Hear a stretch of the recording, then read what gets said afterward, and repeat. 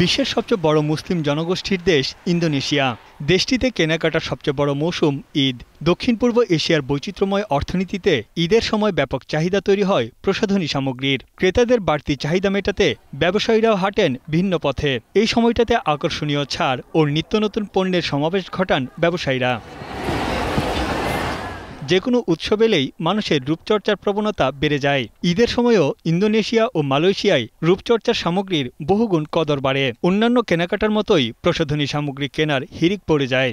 দোকানগুলোতেও রূপচর্চার উপকরণের মজুদ থাকে পর্যাপ্ত।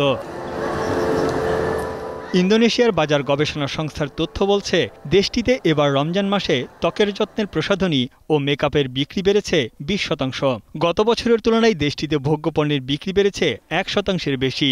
ঈদ উপলক্ষে পারিবারিক জমায়েত ও দাওয়াতের জন্য সবাই সাজগোজে ব্যয় করে। ঈদের সময় প্রসাধনী সামগ্রীর বিক্রি কেবল ইন্দোনেশিয়ার মধ্যেই সীমাবদ্ধ নয়। পুরো দক্ষিণ পূর্ব এশিয়া জুড়ে রমজানের প্রথম 2 সপ্তাহে প্রসাধনী সামগ্রীর খুচরা বিক্রি বেড়েছে 47%। থাইল্যান্ডে 73, মালয়েশিয়ায় 40 ও সিঙ্গাপুরে 30% বিক্রি বেড়েছে। ঈদের বাজারে রূপচর্চার সামগ্রীর বিক্রি বাড়াতে নানা কৌশল নেন ব্যবসায়ীরা।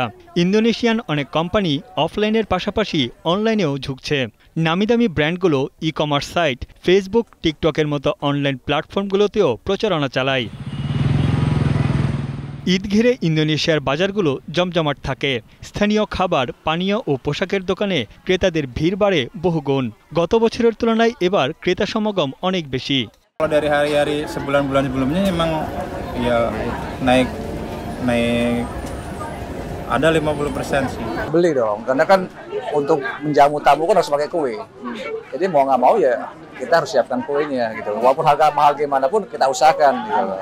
গবেষণা প্রতিষ্ঠান মর্ডর ইন্টেলিজেন্সের তথ্য মতে, এশিয়া প্যাসিফিক অঞ্চলে প্রসাধনী পণ্যের বাজারের আকার প্রায় 28,000 কোটি ডলারের। 2029 সালের মধ্যে এই বাজার 30,000 কোটি ডলার ছাড়িয়ে যাবে।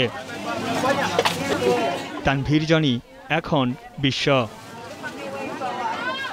ওয়ালটন ফ্রিজ কিনে অনেকের মতো আপনিও হয়ে যেতে পারেন মিলেনিয়াল। সেরা পণ্যের সেরা অফার।